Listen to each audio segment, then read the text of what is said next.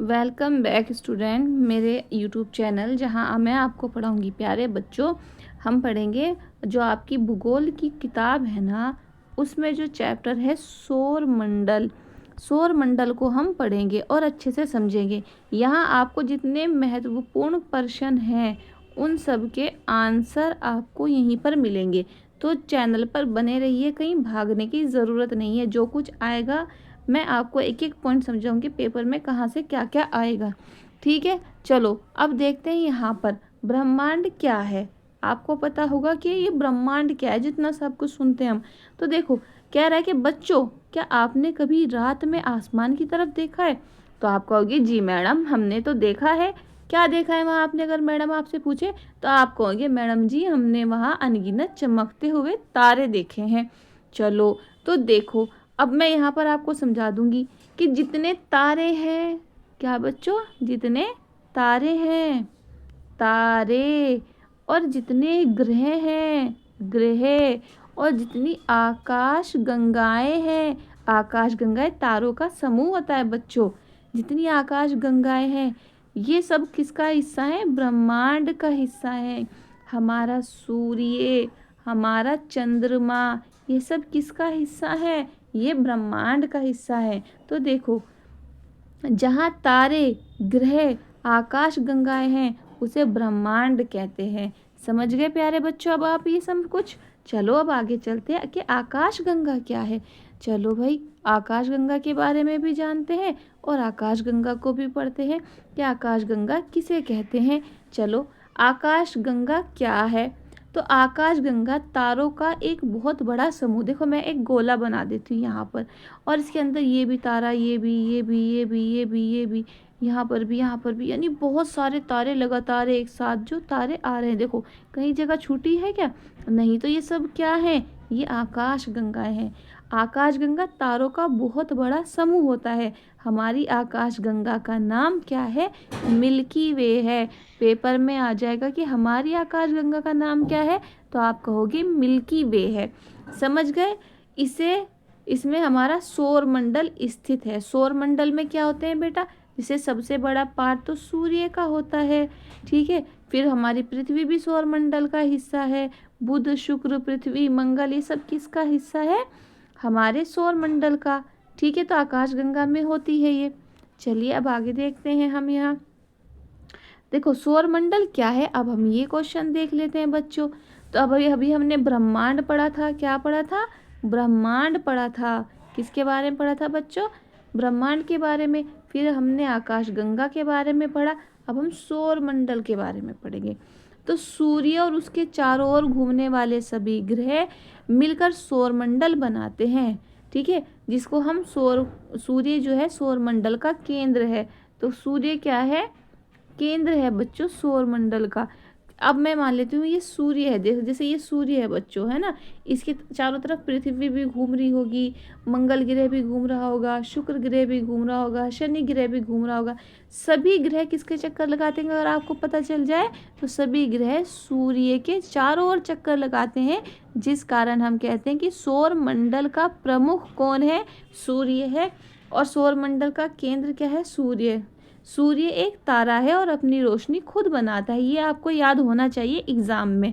मज़ा आ रहा है ना बाबू? अगर आपको मज़ा यहाँ पर पढ़ने में आ रहा है और आप चाहते हैं कि आपको सारे पेपर की तैयारी ऐसे ही मिले, क्योंकि अभी आपके पेपर आ रहे हैं ना, तो उसके लिए आपको बच्चों बस एक काम करना पड़ेगा।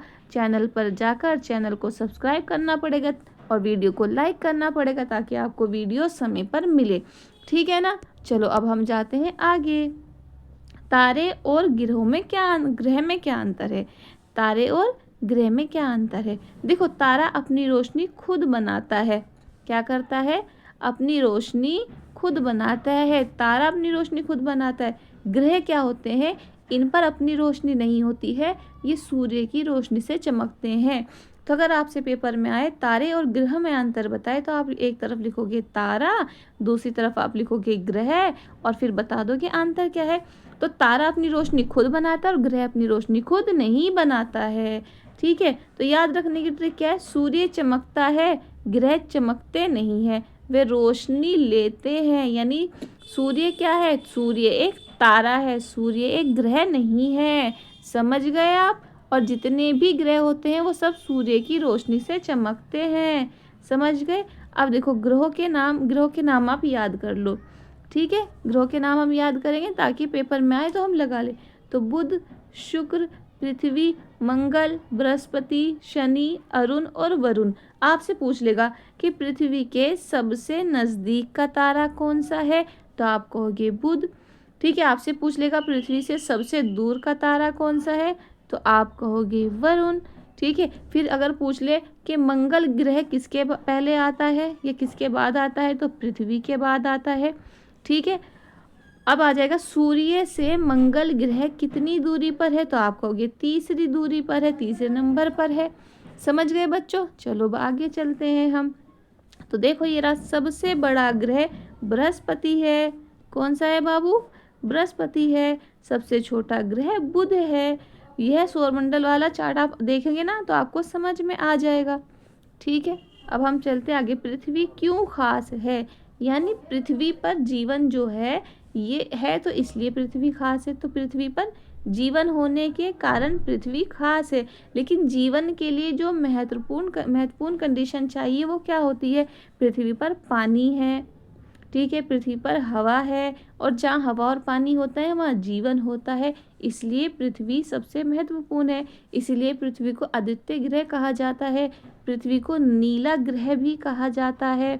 ठीक है, समझ गए। चलो एक लाइक तो कर दो अब जल्दी से आकर। अब हम पढ़ेंगे चंद्रमा क्या है।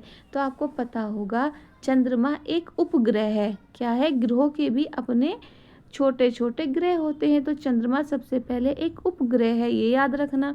चंद्रमा पृथ्वी का और कौन सा उपग्रह है, प्राकृतिक है, यानी बनाया हुआ नहीं है।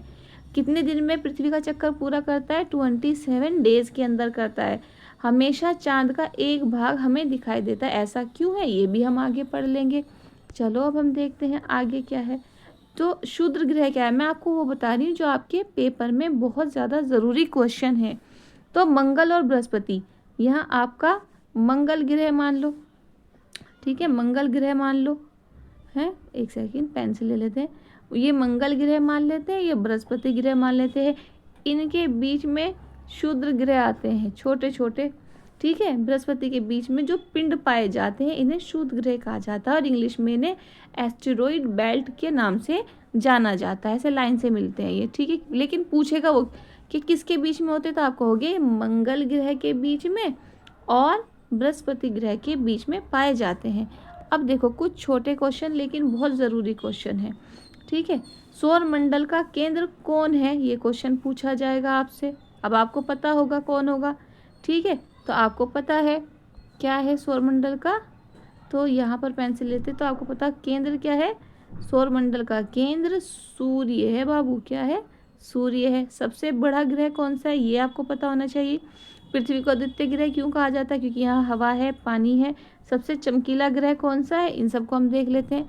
चलो आगे पढ़ते हैं। ये आपको करने हैं, ये क्वेश्चन आपको करने हैं। ये सारे के सारे क्वेश्चन खुद आपको करने हैं। समझ गए। ठीक, 2 मैंने बता दिए, 2 आप खुद करेंगे। चलिए आज के लिए इतना ही। ठीक है, ठीक है बच्चों, कमेंट करके बताना और वीडियो को ज़रूर लाइक करना, चैनल को ज़रूर सब्सक्राइब करना, ताकि मैं आपको अच्छी अच्छी वीडियो बना कर समझा सकूं। बस ये वाला काम कर देना, SUBSCRIBE, सब्सक्राइब माय चैनल बच्चों। बाय, मिलते हैं नेक्स्ट वीडियो में।